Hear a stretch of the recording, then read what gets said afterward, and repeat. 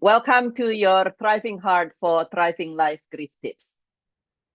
Would it interest you to know that 5 to 6% of adults conducted self-injury at some point in their life? And many experts feel that this number is a great underestimation. Would it also interest you to know that up to 15 to 20% of adolescents conducted self-injury at some point during their adolescent time? And this is quite a high number if we really look at it. And today, March 1st being Self-Injury Awareness Day, I'm going to share with you the questions and the answers to something that many people, the number one questions people come to me and ask me. And that is, how do I know if this is normal, if this is a bad habit, if this is obsessive compulsive disorder, or this is self-injury, and what can I do? If you or your loved ones experiencing any of these, my heart goes out to you as I can only imagine how you feel. Now, whether it's normal or a habit or self-injury or OCD, obsessive compulsive disorder, there are a couple differences with that. People who are doing things, even if it is non-beneficial for them, it's not beneficial for them, and it people who are doing that out of habit typically able to stop themselves. So, for instance, somebody is biting their nail.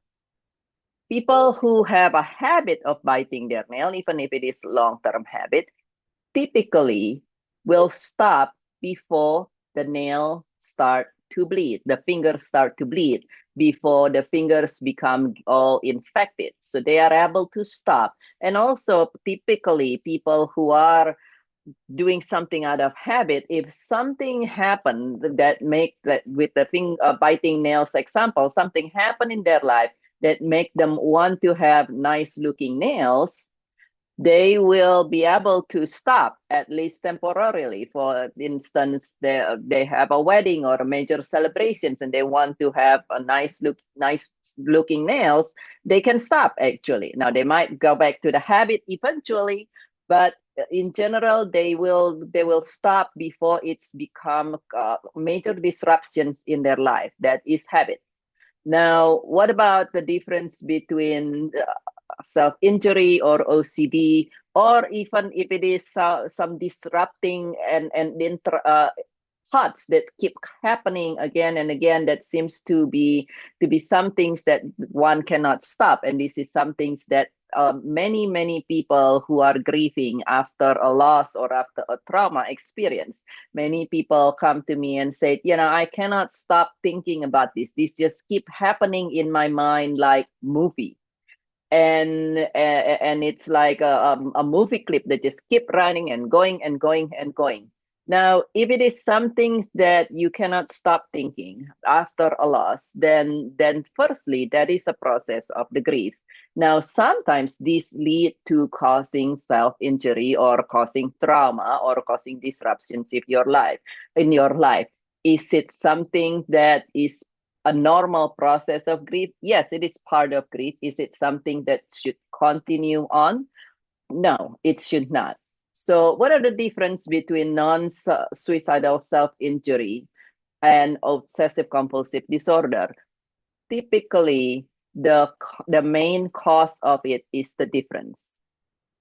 People with obsessive compulsive disorder has changes in their nervous system, changes in their brain. There are many different theory on the obsessive compulsive disorder, but in general, it is about the brain, it is about the nervous system, the genetic, even though environmental and life has contributions to that. People who does self-injury typically do that, or the reasons for them to do that, for people who conduct self-injury, is because of emotional pain, to distract themselves from emotional pain, to numb themselves from emotional pain, or to as a self-punishment. one time, many people come to me and say, it hurts so much. It just like, it feels like it hurts in my whole core of beingness, that physical pain feels like a great distraction. Physical pain actually take my mind out of the emotional pain temporarily. One person's a therapist come to me, and she was taking very long cold shower, and the pain from that ice cold shower in winter takes her mind out of the pain of her loss. And so this is very common theme in self-injury. The persons doing self-injury do that either as a way to distract themselves with a hope to numb themselves, but we know that this is a very temporary bandage because it's happened again. And then the other part is some people do that as a self-punishment if this is because guilt or shame driven. And that is with the intent or the cause of the difference between self-injury as an obsessive compulsive disorder. Now, the other part of the sometimes the difference that you might observe is that people's self-injury usually self-contained.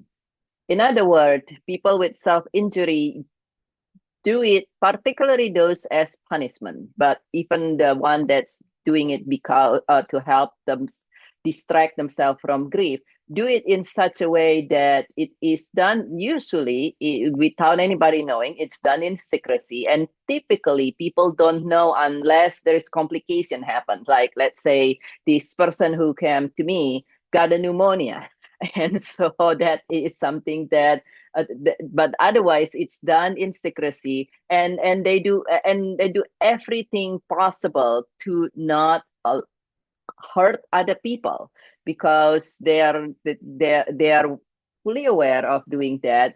Sometimes they cannot stop themselves from doing that. It does not mean that they can stop themselves because they are in so much pain. They are driven. They stop. Some people who, let's say, bite their nails as a self-injury mechanisms. If somebody starts saying something about their nails, they might say, oh, okay, so people noticing this, they stop biting the nails, but they move to a different pain inflicting behavior to direct their pains that way. But in general, they will do everything such that nobody knows and nobody else get hurt. People with obsessive compulsive disorder, while they never intend to anybody get hurt, a lot of times it's the behavior is more visible. And what can you do?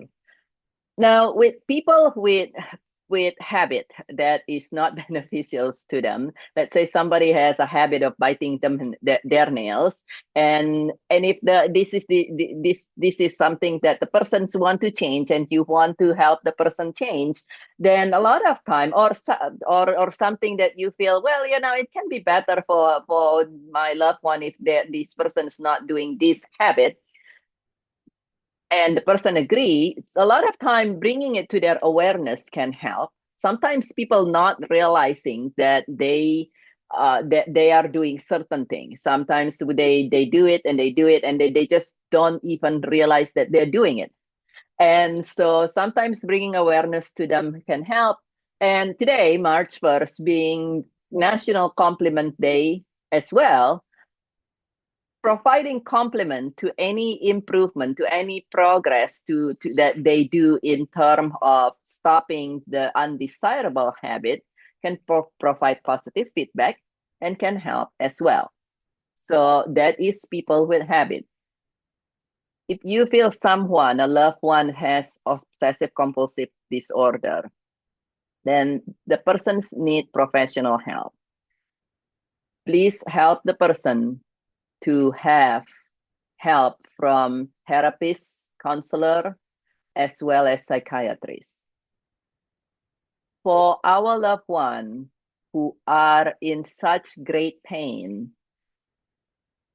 from grief, from loss, that they conduct self-injury to numb themselves, to distract themselves, that is something that's also a very intense case. While compliment and love and expressions of care and so forth can help people feel better, this type of the intensity of that drive someone to conduct self-injury is usually so intense that the care and the compliment that you can give to the person's work as a very temporary bandage as well. And typically people who does this, they it's not a very new thing. In other words, it's been more than just a couple weeks or even just a couple months of grief, of intense emotional pain before they started doing something that